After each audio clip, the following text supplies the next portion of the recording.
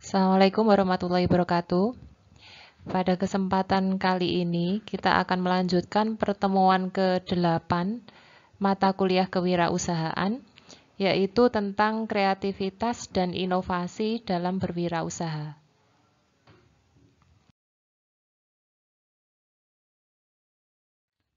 Berangkat dari definisi kreativitas itu sendiri, bahwa kreativitas adalah suatu kemampuan untuk mengembangkan ide-ide baru, berpikir berbeda dalam memecahkan suatu permasalahan, dan menemukan peluang yang terjadi.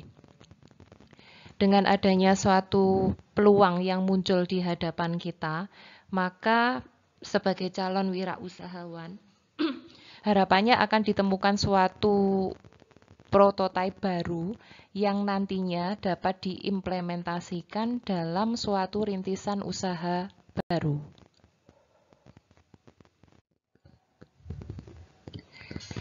Berangkat dari definisi kreativitas itu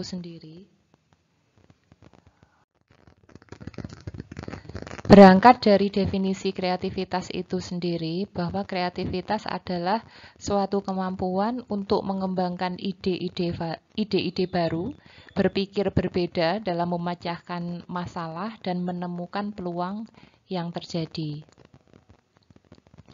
Harapannya ketika muncul suatu peluang yang ada, maka calon wirausahawan bisa membuat satu prototipe baru yang nantinya bisa diimplementasikan dalam suatu rintisan usaha.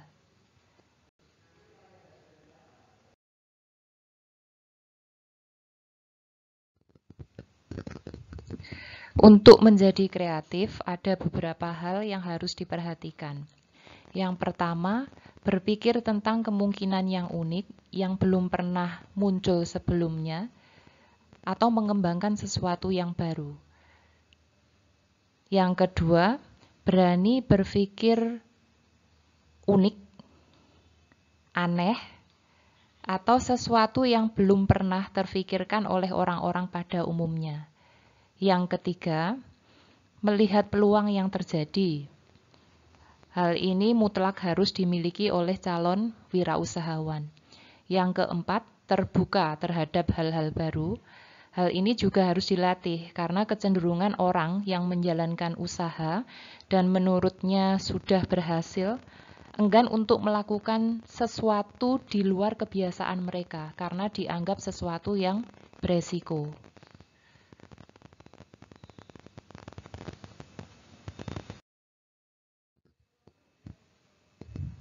Bagaimana untuk menjadi kreatif? 1. Harus ditekankan pertama kali adalah ketegasan atau keputusan untuk menjadi seorang yang kreatif. Jadi harus yakin bahwa dirinya mempunyai potensi yang luar biasa. 2. Memperluas cakrawala dalam berpikir yang bisa didapatkan dari buku, dari diskusi, atau kegiatan lainnya yang bisa menambah pengetahuan dan wawasan. Yang ketiga, berani mengambil langkah baru. Yang keempat, tidak takut gagal karena melihat sisi positif dari kegagalan untuk bisa belajar lebih baik lagi. Yang kelima, apresiasi setiap pencapaian yang dihasilkan untuk memupuk semangat supaya usaha yang dijalankannya bisa berkembang dengan lebih baik lagi.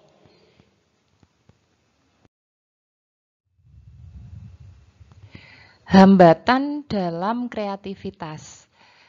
Hambatan-hambatan yang muncul pada kreativitas ini ada banyak sekali faktornya dan setiap orang akan berbeda tentunya. Bisa saya ambil beberapa hal di sana. Yang pertama, kebiasaan. Dalam artian senang pada kondisi yang sudah didapatkannya atau senang pada kenyamanan terpaku pada apa yang sudah ada. Kemudian yang kedua, keterbatasan waktu. Hal ini sangat terkait dengan proses kegiatan produksi. Jadi kecenderungan orang ketika dia sudah menjalankan usaha, sekalipun masih belum pada tataran yang jumlah produksi yang banyak, ketika sudah ada produk yang dikeluarkan, maka otomatis akan menyita waktu mereka. Nah, waktu yang mereka gunakan untuk berpikir akhirnya digunakan untuk proses produksi. Sehingga untuk memikirkan hal-hal yang baru menjadi terbatas. Kemudian yang ketiga, takut gagal atau takut terlihat bodoh. Karena kadangkala ketika kita menemukan satu ide yang baru, dan notabene jarang sekali dilakukan oleh orang-orang sebelumnya, tentunya hal itu akan menjadi sesuatu hal yang aneh. Nah, jika keanehan itu dilihat dari sisi negatifnya, maka akan muncul hal tersebut. Jadi akan muncul satu sikap takut terhadap apa? Takut terhadap kegagalan atau dilihat bodoh mungkin oleh orang lain. Yang keempat, tidak berpendirian. Dan yang kelima, cepat puas diri terhadap apa yang sudah didapatkannya.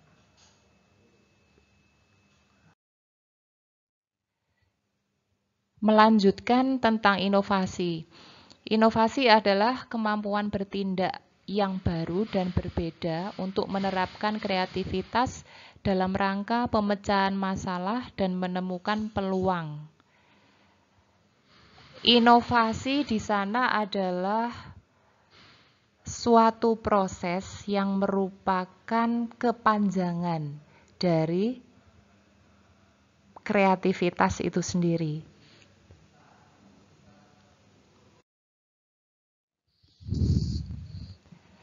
Bagaimana melakukan inovasi?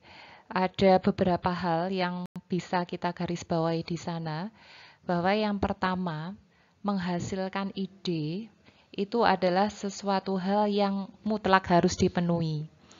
Yang kedua, bagaimana memanen ide, dalam artian pemikiran yang sudah dihasilkan atau ide yang sudah difikirkan di awal tadi pada tahapan yang pertama tadi bisa dijalankan. Jadi tidak hanya sekedar pemikiran saja. Yang ketiga, mengembangkan dan mengimplementasikan ide yang sudah ada. Hal ini terkait dengan minat konsumen dan sesuai dengan masa atau era yang sedang booming pada saat itu. Karena hal ini pasti akan menjadi suatu daya tarik tersendiri. Dan ada satu hal lagi yang perlu digarisbawahi di sana, bahwa pada dasarnya untuk perilaku inovasi ini, tiap individu, tiap orang memiliki tahapannya sendiri.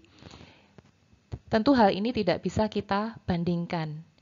Yang harus tetap dijadikan pegangan, hal yang harus kita jadikan tumpuan di sana adalah proses-proses yang harus kita jalankan, kita lalui, kita jalankan dengan benar.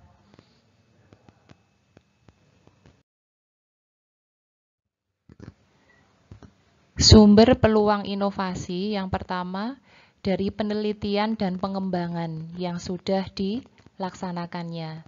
Yang kedua, melihat aspek keberhasilan dan kegagalan yang mungkin muncul ke depannya nanti. Yang ketiga, persaingan pasar, karena dalam hal ini pasar pastinya akan mempunyai segmentasi tertentu. Dan tidak semua pasar itu nantinya akan bisa menerima inovasi-inovasi yang muncul. Maka dari itu, kita sebagai pelaku usaha wajib untuk melihat kondisi pasar yang ada di saat itu. Yang keempat, keinginan dan daya beli masyarakat. Yang kelima, perubahan demografi. Nah, perubahan demografi yang dimaksudkan di sini adalah kita lihat pada satu kawasan tertentu. Di sana dominan masyarakat rentang umur berapa. Jadi artinya sebaran antara anak usia balita, remaja, dewasa, orang tua. Di sana kan pasti punya selera atau minat tersendiri. Nah, maka dari itu kita harus bisa mengikuti tren demografi yang ada. Saya ambil satu contoh seperti ini. Kalau misalkan di sana dalam satu wilayah ada persebaran demografi yang mayor usia anak remaja misalkan. Nah, karena kita melihat kondisi demografi yang seperti itu, berarti dalam memasarkan satu produk yang baru, maka kita harus mengikuti tren atau usaha-usaha yang sedang diminati oleh anak-anak di usia remaja. Yang keenam, perubahan persepsi, mood, selera, dan makna. Nah, ini terkait dengan poin-poin yang di atasnya. Kemudian pengetahuan yang baru atau iptek. Tidak bisa dipungkiri lagi kalau yang namanya iptek sekarang sangat mendukung sekali aspek inovasi. Dari sanalah nanti kita bisa mengembangkan hal-hal yang baru. Jadi artinya produk yang sekarang sedang tren, sedang booming itu apa? Kemudian nanti kita bisa mengembangkan atau mungkin nanti menciptakan sesuatu yang basisnya atau basicnya itu hampir sama dengan produk tersebut, tapi dengan ada sentuhan unik ya.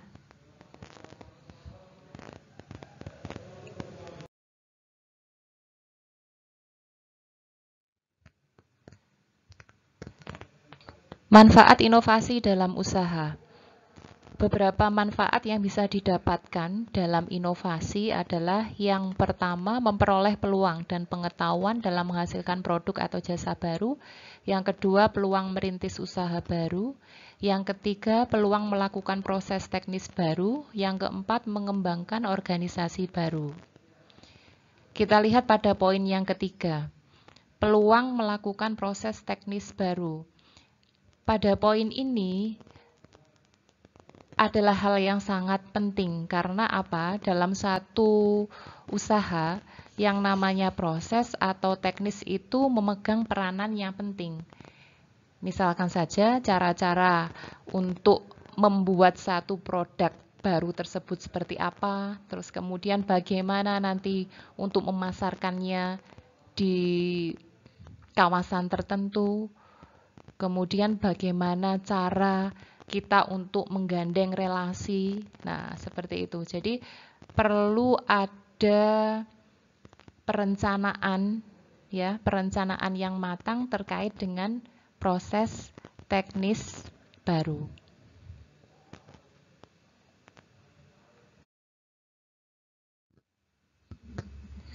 Peranan kreativitas dan inovasi dalam pengembangan produk dan jasa dalam bisnis pada dasarnya adalah untuk menghasilkan produk barang dan jasa yang unggul. Harapannya apa? Bisa bersaing dalam pasar dan bisa menghasilkan keuntungan atau laba yang sebesar mungkin untuk pelaku usaha. Itu kalau misalkan kita kaitkan dengan konsep ekonomi. Sebagai contoh di sana, kita temui sekarang banyak sekali produk-produk olahan makanan UMKM yang unik, kemudian yang menarik. Jadi artinya masih jarang sekali dijumpai oleh masyarakat pada umumnya. Nah, terus kemudian kalau misalkan kita ke ranah teknologi misalkan, sekarang banyak sekali kita jumpai aplikasi-aplikasi yang berbasiskan jasa. Jadi artinya di sana menawarkan jasa tanpa orang tersebut atau konsumen tersebut repot-repot untuk mengerjakannya sendiri. Kita tinggal menggunakan aplikasi tersebut untuk mempermudah pekerjaan kita.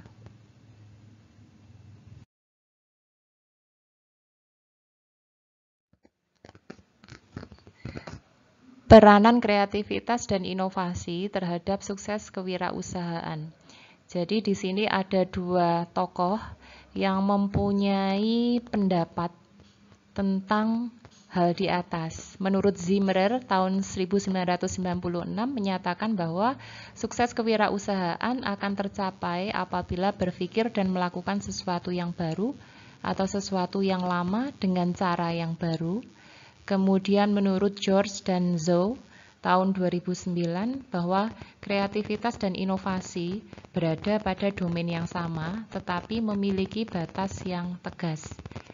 Nah, bisa saya artikan di sana bahwa yang namanya kreativitas dan inovasi itu adalah dua hal yang sangat penting. Akan tetapi pada dasarnya memiliki perbedaan. Jadi inovasi di sana sudah mendapatkan campur tangan dari kreativitas. Kreativitas yang telah dikembangkan itulah yang dimaksud dengan inovasi.